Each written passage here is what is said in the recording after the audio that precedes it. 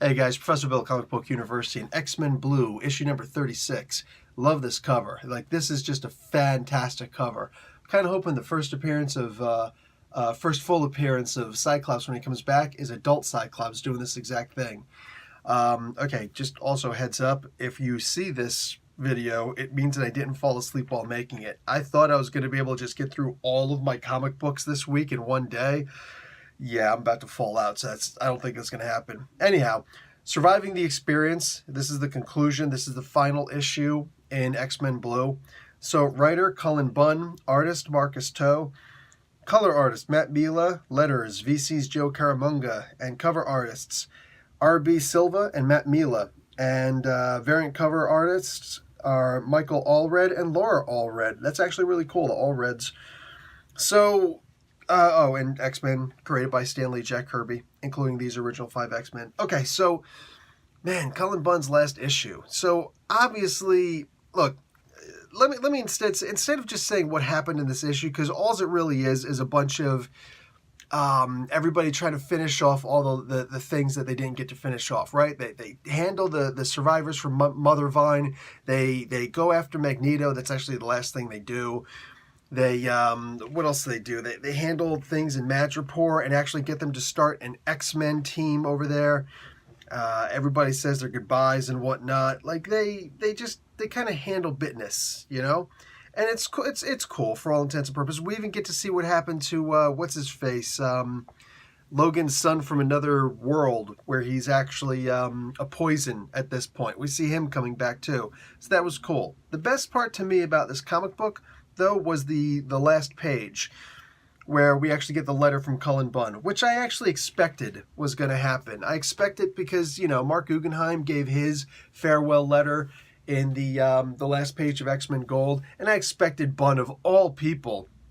Guggenheim, I'm surprised he did a letter. Bunn, I totally expected. I would have been shocked and dazzled if he didn't do a final letter for this last issue. So it was expected, but it was also still totally worth it. It was everything I was kind of hoping it was going to be, and it was a little bit more. He talked about his dad, which is actually really sad. He didn't get into it a whole lot, but like, the guy's an amazing writer. You know, the guy knows how to write.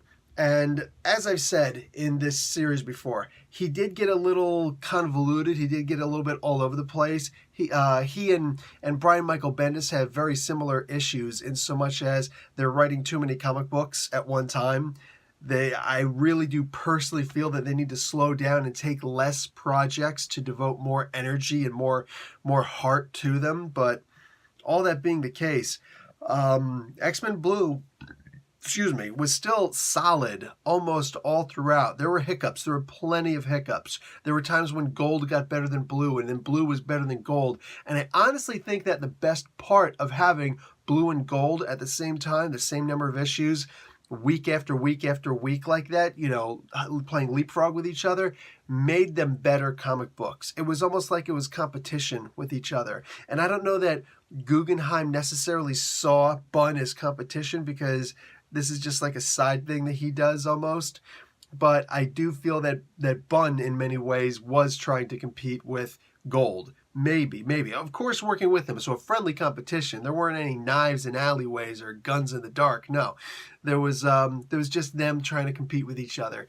And that's what I think made it so cool, is that one would get better than the other for a while. You know, everybody had their pick. Everybody kept on asking me, I only got money for one of these. Which one should I get?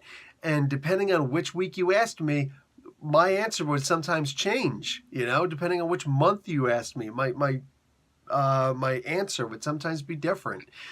So, but I did usually pick Blue over Gold.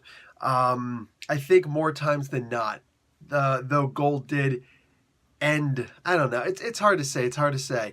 Blue had 2 solid stories in it that Gold never quite achieved, you know? So, I don't know. Honestly, which one did you like best? You know, because I could sit here and I could go over it all the time. I could lament over certain story runs, like the Mojoverse thing, which was kind of solved here, but, you know, it just left so much open. and it was an annoying crossover. I didn't like that crossover at all. Like, it is what it is. So I think it had more highs, you know, or at least better peaked highs, but it also had more lows. So it was definitely riskier.